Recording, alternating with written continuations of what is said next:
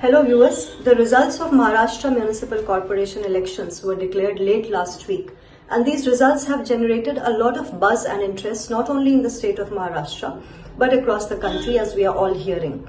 In this episode of Inside the Capital video column, I will try to decode for you the importance of these results and why these matter and why is everybody talking about them basically. I am Aditi Tandon, joining you from the New Delhi Bureau of the Tribune. Welcome to the program. So the story so far, viewers, is that results have been announced for 29 municipal corporation elections in the state of Maharashtra. Now, what are the two big takeaways from these particular results? The first big takeaway is that the BJP and Eknath Shinde faction of the Shiv Sena have upstaged and ended a very long, nearly 25-year rule of the Thackeray brothers and cousins in India's richest municipal corporation, which is called the Brihanmumbai Municipal Corporation. The BMC has an annual budget of nearly 74,000 crore, and that is why it matters, because it has finances and it also matters politically. So Devendra Fadnavis, the Chief Minister, has led the BJP to a very emphatic and unprecedented win in elections that were held for 29 municipal corporations, and out of them, the most important being BMC, obviously because it's the wealthiest civic body of the country.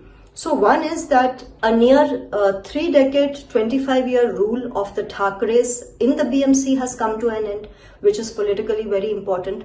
And the second is that the Thackeray cousins had realigned after a very long time for these BMC elections. Uddhav Thackeray, and you all know that his estranged cousin Raj Thackeray had come together to contest the Maharashtra Municipal Corporation elections. So on the one hand, there was the alliance of Uddhav and his cousin Raj Thackeray. On the other, there was the alliance of Devendra Fadnavis BJP and Eknath Shinde's Shiv Sena.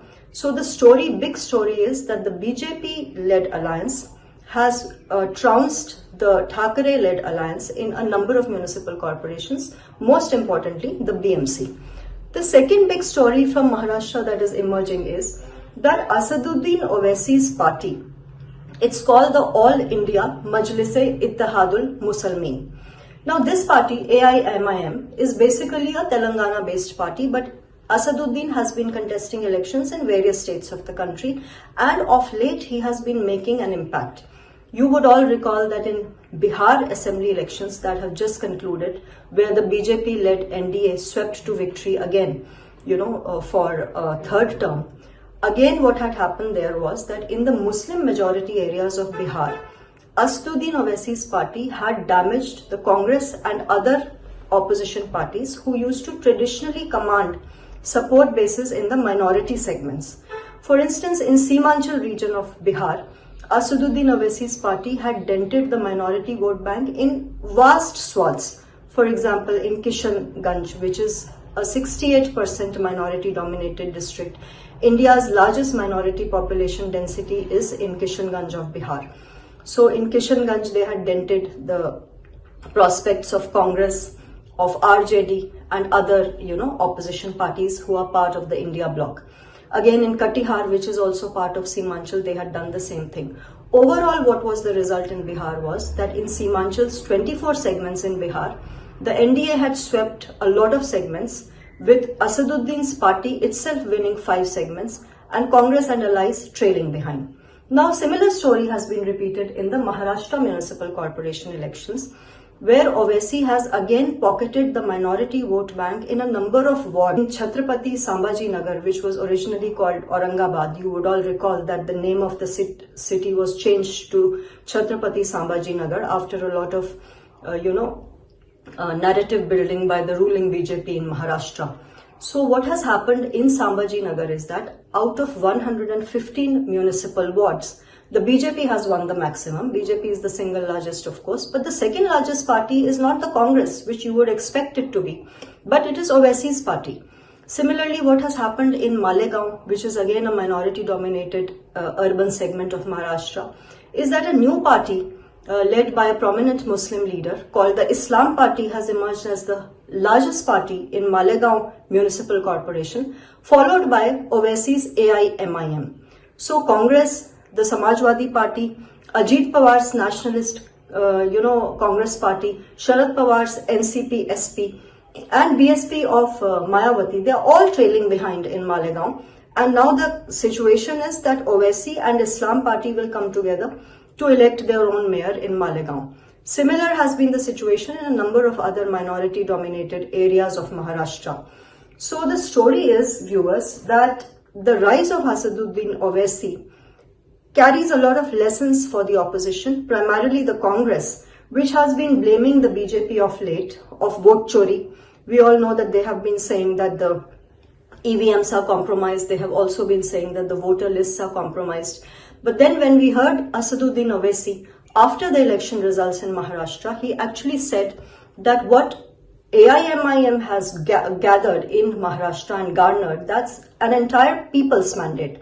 He also said that the voter lists are pure and that people are electing leaders who they want to elect, leaders who are able to make a connection with the masses. For instance, Owaisi and his brother Akbaruddin, who is known for his very fiery and very radical speeches, they both went around Maharashtra campaigning very aggressively, and the results are all before us. Overall, in Maharashtra's around 2,800 wards, while the BJP has won around 1,400 plus wards, the Owaisi party has won around 125 wards, which is the best ever performance AIMIM has ever registered in Maharashtra. And a big takeaway, viewers, is also that Owaisi has gathered and garnered more seats in Brihanmumbai Municipal Corporation, which we were talking about a while ago, than even the traditional players like Ajit Pawar's NCP, Sharad Pawar's NCP SP, and Samajwadi Party. Samajwadi Party, we know Abu Azmi, who's the Maharashtra Samajwadi Party president.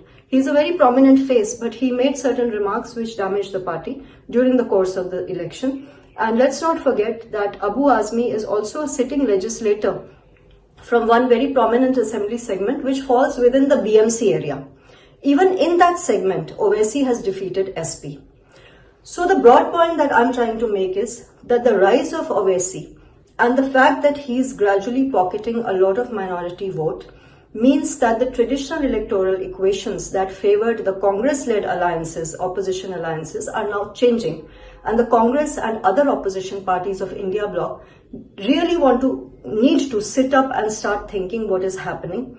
Merely by dismissing Owaisi as the BJP's B team is not going to help, because his electoral footprint is gradually expanding and we all know that he's going from state to state putting up candidates. And one more interesting thing is that a couple of non-Muslims that Owaisi's party had fielded in Maharashtra have also won, which actually goes on to show that perhaps not only are the minorities voting for Owaisi and his new party in Maharashtra, which is making fresh inroads, but also certain other segments, for instance, the scheduled castes and the scheduled tribes may also be shifting towards Owaisi. So this is an alarming signal for the Congress and the other opposition parties, which really need to go back to the drawing table and understand what is happening so that they can retain their traditional basis. Congress, being the principal challenger, the principal opposition party of the country, really needs to get its arithmetic right.